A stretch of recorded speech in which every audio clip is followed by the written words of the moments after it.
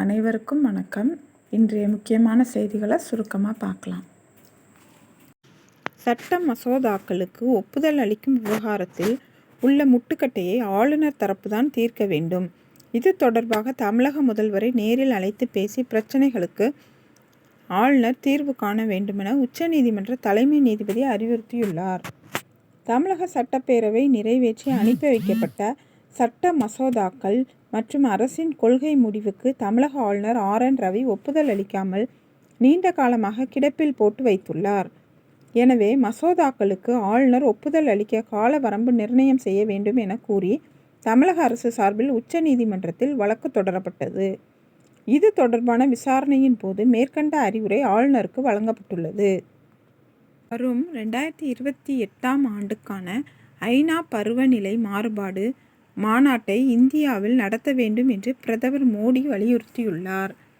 கடந்த 1992ஆம் ஆண்டில் ஐநா சபை சார்பில் நடத்தப்பட்ட புவி மாநாட்டில் பருவநிலை மாற்றத்தை தடுக்க உறுதியேற்கப்பட்டது. இதன்படி கடந்த 1992ஆம் ஆண்டு முதல் ஒவ்வொரு ஆண்டும் ஐநா சபை சார்பில் பருவநிலை மாறுபாடு மாநாடு நடத்தப்பட்டு வருகிறது. இந்த வரிசையில் 28வது மாநாடு ஐக்கிய அரபு அமீரகத்தின் துபாயில் நேற்று முன்தினம் தொடங்கியது. இந்த மாநாட்டில் நேற்று பங்கேற்ற இந்திய பிரதமர் மோடி 2028ஆம் ஆண்டு மாநாட்டை இந்தியாவில் நடத்த வேண்டும் என வலியுறுத்தியுள்ளார்.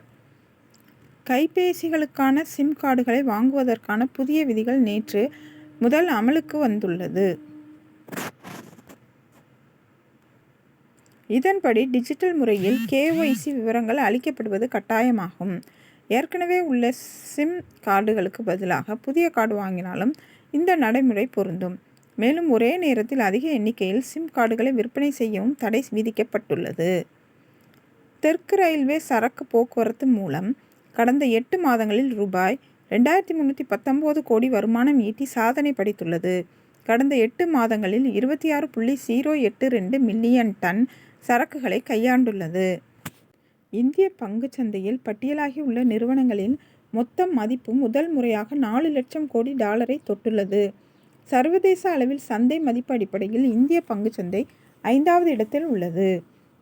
இலங்கையில் இருந்து தாயகம் திரும்பியவர்களை இந்திய குடிமகன்களாக அங்கீகரிக்க உயர்நீதிமன்றம் உத்தரவிட்டுள்ளது. இலங்கையில் வாழும் தமிழர்களில் குறிப்பிட்ட சதவீதம் பேர் அங்குள்ள தேயிலை தோட்டங்களில் வேலை செய்வதற்காக தமிழகத்திலிருந்து 19ஆம் நூற்றாண்டில் அழைத்து செல்லப்பட்டவர்கள். அவர்கள் இலங்கையில் சுதந்திரம் பெற்றதிலிருந்து நாடற்றவர்களாக மாறிவிட்டனர். இலங்கையில் வாழும் இந்தியாவை பூர்வீகமாக கொண்டவர்களின் நலன் தொடர்பாக இந்தியா இலங்கை இடையே 3 ஒப்பந்தங்கள் கையெழுத்தாகி உள்ளன.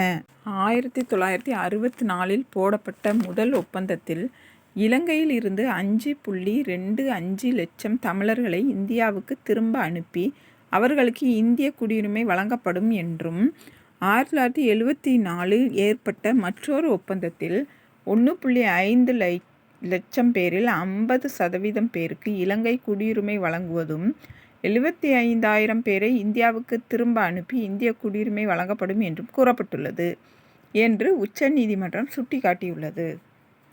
இந்த இன்ஃபர்மேஷன்ஸ் உங்களுக்கு யூஸ்ஃபுல்லாக இருக்கும்னு நினைக்கிறேன். எக்ஸாமுக்கு தேவையான நியூஸை மட்டும் போட்டுட்ருக்கேன். என்னோடய சேனலை ரெகுலராக வாட்ச் பண்ணுங்கள். என்னோடய சேனலுக்கு சப்போர்ட் பண்ணுங்கள், லைக் பண்ணுங்கள், ஷேர் பண்ணுங்கள், சப்ஸ்கிரைப் பண்ணுங்கள். தேங்க்ஸ் ஃபார் வாட்சிங் அண்ட் சப்ஸ்கிரைபிங்.